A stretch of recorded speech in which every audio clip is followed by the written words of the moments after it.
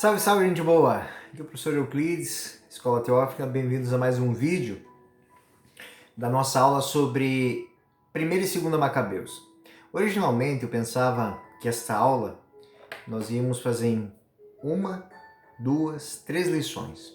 Mas, diante da beleza do 2º livro de Macabeus, do 1º livro de Macabeus, eu resolvi fazer uma 4ª lição. A 4ª lição é o desdobramento teológico e a importância teológica, a importância doutrinária de 2ª Macabeus para a teologia cristã atual. Então, é um livro que traz uma realidade muito bonita e muito atual para a nossa conjectura, para aquilo que estamos vivendo hoje. 2ª Macabeus é extraordinário. Então, eu achei por bem colocar essa 4ª lição. Então vamos à lição. A importância doutrinária de 2ª Macabeus. O valor teológico de 2ª Macabeus é enorme, porque ela atesta a evolução do pensamento religioso judaico e algumas proposições num período muito próximo, ou seja, século II antes da era cristã. E entre os principais pontos eu vou numerar alguns aqui. O primeiro, a narração de 2ª Macabeus é uma narração que valoriza a providência divina. Ou seja, Deus que fez tudo a partir do nada. É o grande regente, é o grande ator da história humana. Nada acontece sem ele. Nada acontece fora da sua ação. E é muito bonita a reflexão que este autor do século II a.C. faz. Ou seja, ele olha para a sua história, olha para a história de seu povo e repensa os fatos. Ele parte de um pressuposto muito... a queda do Templo de Jerusalém. A queda do Templo de Jerusalém é uma pergunta, ou seja, algo trágico para um israelita, para um judeu. Ou seja, não temos mais o nosso local de culto, não temos mais... O que aconteceu? Como eu vou refletir sobre isso? O templo, que é a morada de Deus, Deus não está mais no templo? E aí a grande resposta, a grande reflexão. Deus nunca esteve no templo por causa do templo. Deus esteve no templo por causa do povo. E não foi o Deus que saiu do templo, Deus que abandonou o templo. Foi o povo que abandonou o templo. E Deus vai onde o povo está. Para nós é uma reflexão muito grande para os dias de hoje. Ou seja, saber olhar para o mundo, para as coisas que estão acontecendo em meio à pandemia, em meio a um caos que está se instaurando, em meio a um afastamento, nós podemos ter essa sensação. Onde está Deus? Deus está onde está um coração que está com Ele. Deus está onde estão aqueles que são dele. É uma reflexão muito própria, muito bonita. No capítulo 7, no capítulo 5, 17, nós vemos um homem dizer: come a carne de porcos, e ele disse não. Por que ele disse não? Porque não era só carne de porco, não era um pedaço de bacon, não era um pedaço de torresmo. Eu comi ontem, muito gostoso. Mas para mim não tem o significado que tem para um judeu. Para um judeu é uma prescrição, comer carne de porco é desobediência a Deus. E aí, mas aí o que vai ter? O que custa? Para ele, custa a vida eterna. Toda a história narrada como providência de Deus. Não é dizer o que custa comer carne de porco. É para que comer carne de porco se eu tenho todo o resto? O que me faz falta comer carne de porco? É a grande reflexão.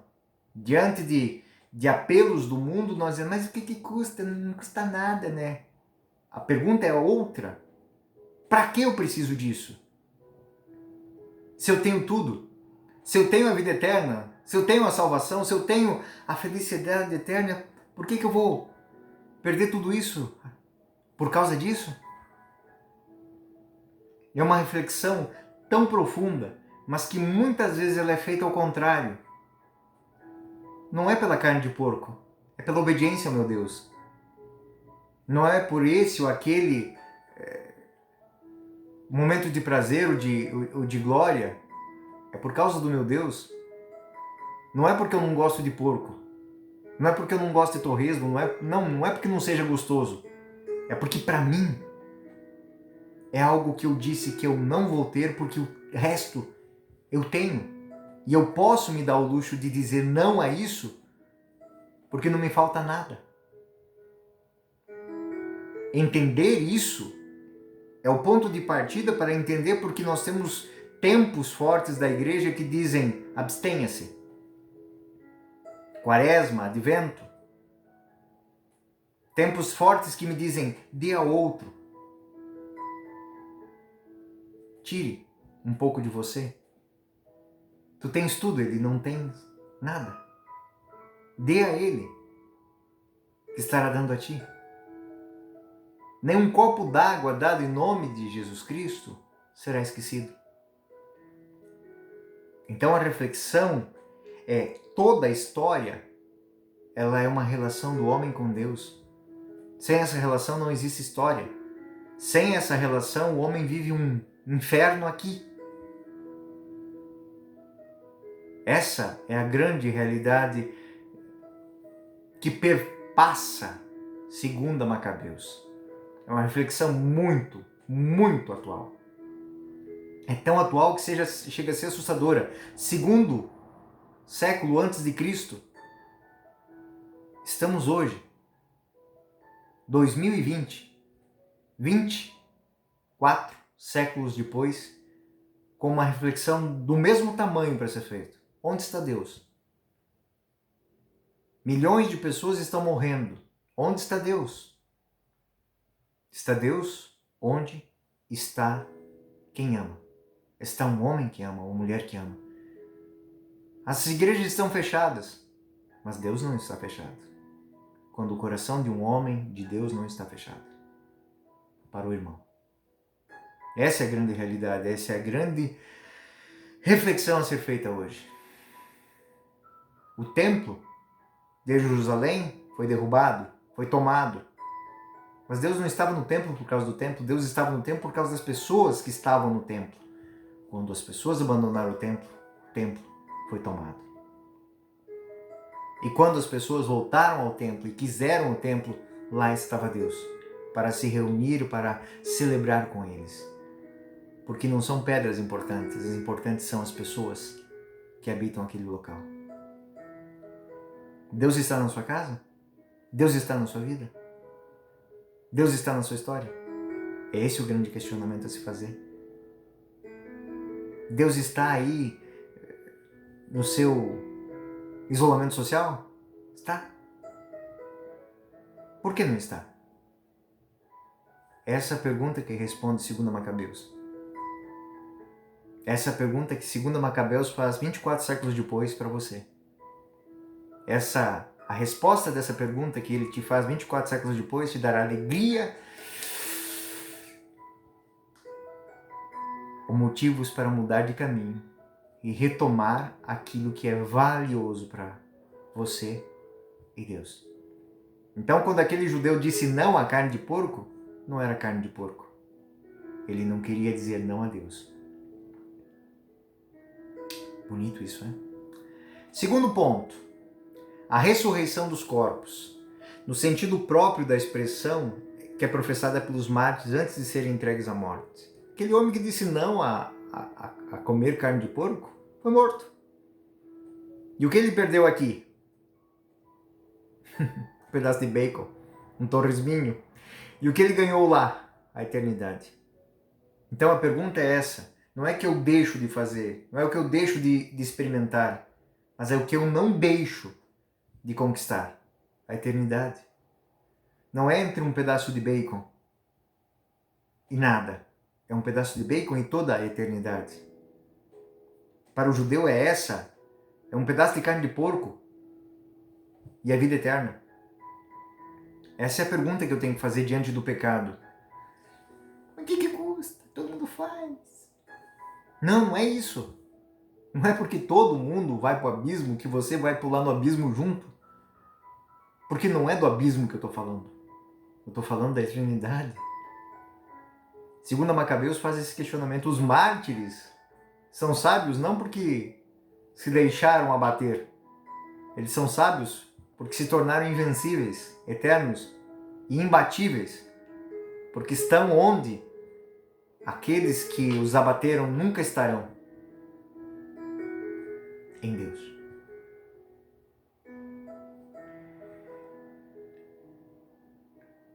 Deus levará a juízo, a sanção, todo homem. Eles colocam isso em 4 discursos. 2 Macabeus 6, 26, 2 Macabeus 7, 14, 2 Macabeus 12, 2 Macabeus 14. É diante de Deus que nós nos apresentaremos do jeito que somos. Ele é o Deus que é. Não há outra maneira mais digna de se apresentar diante de Deus sendo aquilo que somos. Sem máscaras, sem fantasias. Do jeito que somos. É a grande realidade que Macabeus nos revela. A ressurreição dos corpos. Esse corpo aqui, fofuchinho, mas que é habitação da imagem e semelhança de Deus, que é. Então, não há outra maneira de se apresentar diante de Deus senão sendo aquilo que eu sou. Por isso, qualquer falha que eu tenho comigo mesmo, eu fui feito para ser amor, fui feito para ser filho de Deus. Então, qualquer coisa que eu faça que denigra esta, desvincule essa realidade de mim, é crueldade comigo mesmo. E se eu tenho que deixar de comer carne de porco, se eu tenho que deixar de fazer isso, daquilo, mas eu não posso deixar de ser eu mesmo. Eu não posso deixar de ser imagem e semelhança de Deus a troco de nada. É a grande reflexão de 2 Macabeus. Essa posição doutrinária, ela é de grande significado. É o fim do Sheol. O fim do inferno judeu. Fica no Sheol. Mas o Sheol é um lugar. Aquele que deixa Deus se torna um nada. Nega a si mesmo. Nega o seu Criador. Será banido para o nada. O Sheol, que era um local subterrâneo, onde que bons e maus, após a morte, se encontrariam adormecidos, inconscientes, incapazes de receber as suas sanções, não existe mais. O que eu sou, o que eu vivo, para ser aquilo que eu sou, é o que me fará eterno. O que eu deixo de ser, o que eu faço de ser, para negar aquilo que sou, é que faz o inferno. Eternamente. O livro de Jó, de Eclesiastes, abordaram problemas da retribuição que não puseram formular a resposta cabal porque não tinham essa noção. Então, Jó tinha 7 filhos e 3 filhas. E depois que aconteceu tudo aquilo, que ele venceu o grande combate, ele teve tudo aqui de volta. 14 filhos e 3 filhas. Uma lógica numérica simbólica, ou seja, 2 vezes mais. Mas a eternidade não é 2 vezes mais. É o infinito de Deus. É um mergulhar em Deus. E é isso que é colocado de fora, é isso que é lançado no esquecimento, quando me nego a ser aquilo que sou, a cumprir a missão que é minha e de mais ninguém. Por isso, para os dias que estamos vivendo hoje, é uma grande reflexão. É uma grande reflexão. O que eu ganho quando consigo aquilo que quero? E o que eu conquisto quando sou aquilo que sou? É diferente. Terceiro ponto é a doutrina do purgatório. Purgatório próximo de sufrágio pelos defuntos né? Então, em 2 Macabeus 12, 38 e 46, é narrado que alguns soldados foram vencidos em batalha e com eles foram encontrados ídolos, amuletos pagãos. E Judas Macabeu, e ele se mostra grande, porque ele age com misericórdia com aquelas pessoas, porque não julga. Porque em momento de medo, eles se deixaram, mas faz com que eles, toda a comunidade, veja como a fraqueza deles é fruto da fraqueza deles. E ele faz com que todos se reúnam para pedir o perdão, pedir a salvação, pedir a libertação daqueles homens que morreram naquela situação, motivados pelo medo, pela angústia, pela falta de fé, pela fraqueza, tomando para si a parte que lhe cabe. Os erros dele, como líder, levaram àquela situação. Isso é muito, muito bonito. Muitas vezes a gente se arvora de ser perfeito, mas a gente não é perfeito. E às vezes as nossas fraquezas, elas se replicam naqueles que dependem de nós. As fraquezas de um pai, às vezes, são as sementes das fraquezas dos filhos. As fraquezas de um casal são as sementes da fraqueza da família. Mas quando um casal consegue se reunir, se reordenar, é semente de vitória para a família. Quando o esposo, esposa, quando um pai, uma mãe consegue consertar em si defeitos, está consertando automaticamente defeitos que podem vir nos seus filhos. Essa é uma realidade. Ou seja, existe uma comunhão. E essa comunhão me torna também responsável pelas fraquezas do outro, pelos defeitos do outro, pelas faltas do outro. Foi isso que Judas Macabeu intuiu. E que se ele era culpado, também era responsável por buscar salvá-los, por buscar ajudá-los. Então existe uma interação, né? Ele ofereceu o sacrifício pelo pecado deles. 2 Macabeus 12, 46 mostra isso. E ele mandou oferecer um sacrifício expiatório pelos que haviam morrido, a fim de que fossem absolvidos de seus pecados. E nessa absolvição, também estaria sendo absolvido as suas fraquezas. E o quarto ponto é a intercessão dos santos na glória pelos seus irmãos peregrinos na terra.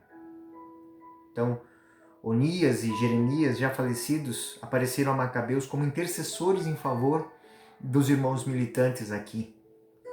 Então, esta concepção de que a morte não interrompe a comunhão entre os membros do povo de Deus e não impede a oração uns pelos outros, como havia de se desenvolver adequadamente a teologia do cristianismo. Nós desenvolvemos essa teologia. Nós temos Maria como intercessora, nós temos os santos como intercessores, são os nossos heróis. São aquelas pessoas que passaram por onde nós passamos e por onde nós vamos passar e ensinaram como dar os passos. Como dar respostas, como tomar ações, como pensar, como agir, como ensinar, como falar. Talvez é uma das coisas que nós tenhamos perdido no decorrer da vida. Quantas histórias de santos você conhece? Quantas virtudes marianas você conhece? Que para cada título de Maria é uma virtude que ela tem. Essas são as virtudes humanas que nós devemos copiar, nós devemos multiplicar em meio a nós. 2 Macabeus trata dessas realidades. Deus está presente na história, sua providência se manifesta. Então, é refletindo do Deus presente na história que eu me encontro com Ele. Porque se eu não reflito que Ele está presente no meio de nós, como a gente diz tantas vezes na celebração eucarística, Ele está no meio de nós, nós não o encontraremos. E se não o encontrarmos aqui, não será na eternidade que o reconheceremos. O Senhor esteja convosco, Ele está no meio de nós. Corações ao alto, o nosso coração está em Deus. Demos glória ao Senhor nosso Deus. Esse é o nosso dever e a nossa salvação. E foi por isso que eu coloquei esse quarto capítulo, porque ele é importantíssimo para a nossa teologia. É importantíssimo para a nossa vida. Leiam com atenção, com carinho, 2 Macabeus. Faça uma reflexão para os dias de hoje. Onde está Deus? Onde está Deus no meio da pandemia? Onde está Deus no meio dos cataclismos do mundo? No meio das agruras do mundo, da pobreza do mundo? E a resposta será muito simples. Onde você estiver. Se alguém sofre porque não tem você, possivelmente estará culpando Deus. Mas se você estiver ao lado dele, ele sentirá em você a presença de Deus, a lhe abraçar, a lhe beijar e a mostrar o coração de Deus, no qual a gente diz tantas vezes que o nosso está. Paz e bem a todos. Até o próximo canal. Esta foi a última aula dos livros históricos. Próximo vídeo será sobre os livros sapienciais. Até o próximo vídeo. Aqui foi o professor Euclides, essa é a Escola Teófilos. Bem-vindos, não deixe de se inscrever no canal, colocar o sininho para quando tiver o teu vídeo. Paz bem, fiquem, até mais.